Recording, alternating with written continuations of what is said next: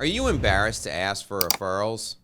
If you are, I'm going to give you something to do that will relieve that embarrassment immediately, and it will catapult your referrals to the next level.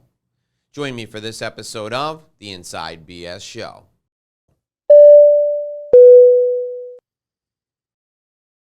Hi, it's Dave Lorenzo, and this is today's Inside BS sales tip. We're here every day with a new sales tip for you, in addition to our daily sales interview series. Make sure you go to YouTube and you subscribe to our daily sales interview series, and subscribe and hit the notification bell so that you're notified when these new tips are uploaded each and every single day. One of my clients called me this morning and she said, Dave, I'm embarrassed to ask for referrals. I just feel like it makes me look needy. It makes me sound like I need the business. It positions me horribly. I just don't want to do it. You don't have to ask for referrals. Here's the bottom line. If you don't want to ask for referrals, you don't have to, but you're missing out on a huge opportunity. Referrals are like free money. Why are they like free money? Because somebody who trusts you talks to somebody who trusts them, and that trust is passed directly through from them to you, and they will be more likely, more willing, and incredibly ready to do business with you. So if you're not asking for referrals, you're missing out on a big opportunity. Now, embarrassment is something that we deal with all the time in sales. You're worried about rejection. You're worried about looking needy. You're worried about seeming like your business is not what everybody thinks it is. That's not the case. And here's what you can do to avoid the embarrassment. First, before you ever even think about asking for a referral, deliver personal value to the individual you want to connect you with somebody else. So what do I mean by that? Well, you want to ask your client, Mr. Johnson, for a referral.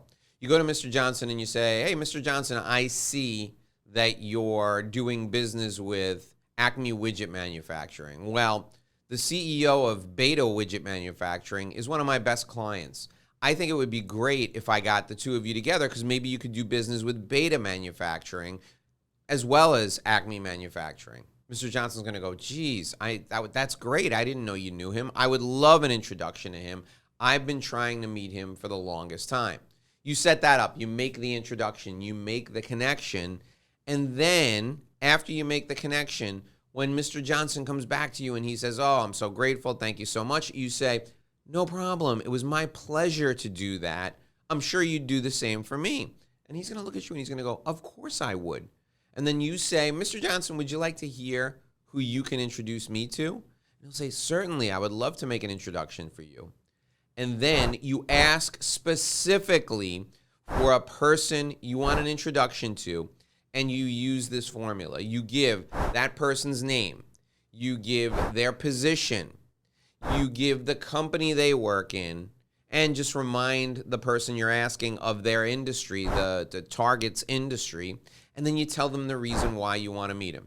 Mr. Johnson, I'd love to meet Paul Smith from XYZ Company. Paul Smith is the CEO over there, and it's also in the widget manufacturing industry. And here's the thing. The reason I want to meet Paul Smith is because I have a solution that could save him $100,000 a year in his finishing process. I happen to know the finishing process they use, and we've just pioneered a brand new system, and this system will save him over $100,000 a year. Now, I did some research on LinkedIn. I know you're connected to Paul Smith. It'd be great if you could introduce us. Oh, well, Dave, guess what? I play golf with Paul Smith every weekend. I'll be happy to talk to him this weekend, see if he's open to an introduction. If he is, I'll make the introduction for you next week. That's it. That's as simple as it gets. Now, what's the thing in there that I mentioned in the role play, the kind of individual role play that I just did with you? I mentioned it in the role play, but I didn't mention it in the steps.